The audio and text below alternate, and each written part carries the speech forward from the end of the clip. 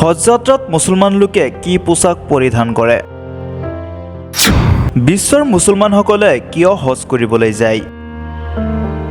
প্ৰতি বছৰে বিভিন্ন প্ৰান্তৰ পৰা মুছলমান লোকে হজ যাত্ৰাৰ বাবে ছৌদি আৰবত উপস্থিত হয়।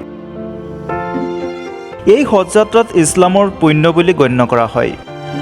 হজ যাত্ৰাৰ সময়ত বিশ্বৰ বিভিন্ন প্ৰান্তৰ মুছলমানসকল একত্ৰিত হয়। এই যাত্ৰাৰ জৰিয়তে কোৱা হয় যে বিশ্বত যিমান মুছলিম মানুহ আছে সকলো সমান। 628 চনত হজৰত মহম্মদে তেওঁৰ 1400 অনুগামীৰ সৈতে যাত্ৰা আৰম্ভ কৰিছিল। বিশ্বৰ মুছলিম লোকসকল হজৰ বাবে বিভিন্ন নিয়ম পালন কৰি পবিত্ৰ মক্কাত উপস্থিত হয়। ভাৰতৰ পৰা বহু মুছলমান লোকে ইয়াত অংশ লয়। হজৰ সময়ত সকলো মুছলমান লোকে একেধৰণৰ কাপোৰ পৰিধান কৰে। মক্কা পোৱাৰ আগতেই এই কাপোৰ পিন্ধে সকলোৱে।